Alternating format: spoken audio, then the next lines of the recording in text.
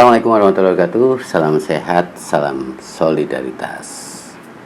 Lama nggak podcast, mudah-mudahan tetap masih bermanfaat.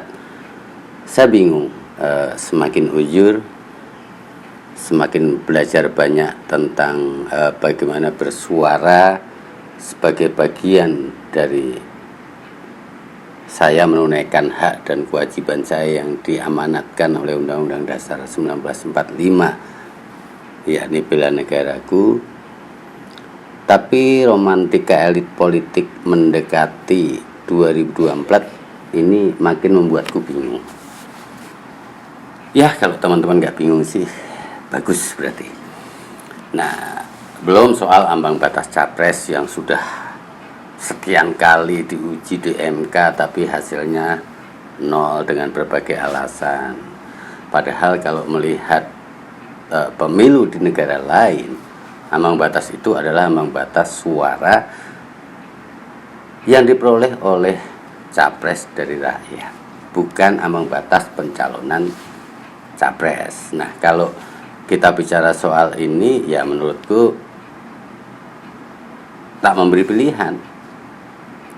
Bagi saya sebagai yang bukan siapa-siapa, rakyat jelata, sudah berusaha untuk menjalankan amanah Undang-Undang Dasar 1945 untuk bela negara dalam sikap dan perilaku baik dalam keseharian. Cuman RUU KUHP yang akan diketok ini juga membuat saya takut untuk bersuara, karena bisa jadi apapun itu bisa dianggap menghina kekuasaan, elit, politik, penegak hukum, dan lain-lainnya. Jadi ketika bicara pilihan untuk wakil rakyat atau wakil saya juga presiden hanya ditentukan oleh politik, elit politik atau parpol bahkan dengan ambang batas itu, atau oligarki karena adanya ambang batas.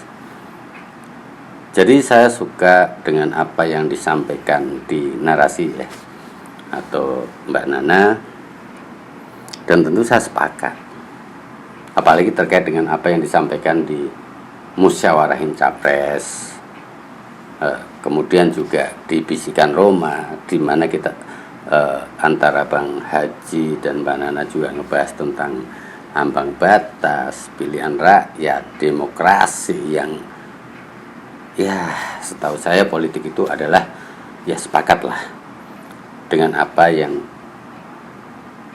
disampaikan oleh Mbak Nana ini. Karena dan menurut saya, dan ini yang agak unik ya, saya selalu merasa anak muda itu berusaha memisahkan politik dengan kegiatan sehari-hari. Padahal definisi politik yang saya pahami itu bukannya ribut-ributnya elit. Politik itu kan setiap hal yang mengatur kehidupan kita kan Bang Haji. Dari mulai kita belum lahir sampai kita meninggal, itu tuh kita semuanya diatur oleh politik. Kalau kita melihat politik sebagai rangkaian kebijakan publik, bukan hanya semata-mata ribut-ributnya elit atau bercandaan garingnya politisi di ruang-ruang tertutup begitu ya. Tapi anak muda tuh karena terbiasa merasa, wah ini politik, bukan urusan gue. Padahal ketika mereka misalnya berekspresi di media sosial, ketika mereka tanda tangan petisi, ketika mereka menyumbang di platform crowdfunding, ketika mereka bikin startup, ketika mereka membuat karya, itu semua sebetulnya upaya mereka untuk juga terlibat dalam kegiatan-kegiatan kepublikan. Jadi di saat kita melihat politik praktis dengan pengap begitu ya, tapi di sisi lain ada banyak banget tuh komunitas anak muda yang bergerak dengan caranya sendiri. Nuntut ganti rugi, aku inget tuh Bang Haji, kita pernah Mata Najwa waktu itu pernah ngeliput soal korban salah tangkap polisi. Disiksa anak-anak kecil 10 dan 12 tahun, disiksa untuk mengaku membunuh sesuatu yang tidak mereka lakukan, dan memang terbukti akhirnya mereka tidak membunuh. Tapi mereka sudah terlanjur di penjara, sudah putus sekolah, orang tuanya sudah habis uang jual motor untuk bayar selnya di penjara yang seharusnya tidak mereka tempati begitu ya. Dan ketika mereka meminta ganti rugi pada negara atas kerugian yang dialami, ganti ruginya juga mintanya kecil, gak sampai 200 juta. Padahal udah di penjara, udah disiksa, udah kehilangan masa depan. Itu pun ganti ruginya tidak diberikan oleh negara, ditolak oleh pengadilan. Apa yang terjadi setelah itu? Mata Najwa bekerja sama dengan LBH Jakarta dan kitabisa.com, kita buka crowdfunding. Ayo kita patungan bayarin 2 anak ini supaya sekolah. kurang dari 24 jam ratusan juta terkumpul bisa nyekolahin sampai insya Allah kalau mereka mau kuliah. Itu daya. Jadi saya percaya warga negara yang berdaya, yang berkumpul melakukan sesuatu bersama-sama, itu efeknya dahsyatnya bisa jauh dibandingkan misalnya kalau kita berharap pada aparat negara yang mungkin saja tidak melakukan tugasnya dan kewajibannya. Dan saya melihat banyak sekali nih gerakan-gerakan anak muda di berbagai bidang yang bikin startup yang ketika pandemi itu menjadi contoh loh Bang Haji. 2 tahun pandemi itu menjadi contoh solidaritas dan gerak bersama anak muda. Dari mulai nyumbang, dari mulai memastikan yang isolasi mandiri tetap dapat makanan, dari mulai mengusahakan oksigen datang ke rumah sakit, dari mulai mengumpulkan data supaya orang kalau mencari informasi di mana bisa dapat ambulans untuk nganterin jenazah bapaknya yang udah berhari-hari di rumah nggak bisa diangkut. Kan ada tuh masa-masa pandemi ketika demikian mencekamnya kan negeri ini, dan ada anak muda di setiap nafas pergerakan itu. Jadi tiap kali aku suntuk, tiap kali aku gemes ngelihat politisi atau ngelihat elit negara gitu ya. Tapi di sisi lain ngelihat anak-anak muda ini yang terus melakukan banyak hal bergerak bersama. Optimisme ada di situ. Jadi bener banget lagunya Bang Aji tuh Darah Muda.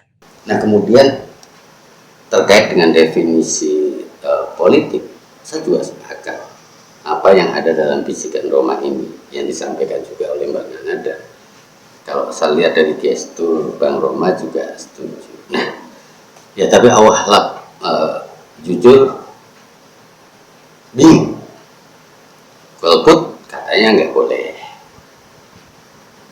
Nggak boleh lagi bodoh amat juga nggak boleh, karena itu bukan sikap dan perilaku yang mencerminkan nilai-nilai Pancasila, bahkan nilai bela negara. Nah, kalau udah dalam kondisi menjelang pilpres, pilgub, pileg dan lain-lainnya, ya saya merasa kalau kita bicara soal hakikat atau makna bela negara ini BS ya bullshit buat saya.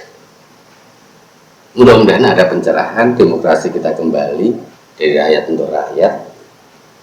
Tapi kalau kita kembali dihadapkan dengan ambang batas capres, kemudian presiden ditentukan oleh MPR atau orang yang akan mau nyalon jadi presiden itu harus dengan 20% presidential threshold, ya bullshit. Tapi ya kita berharap semua yang terbaik, tetap sehat, salam asik, yuk kita cangkrukkan aja.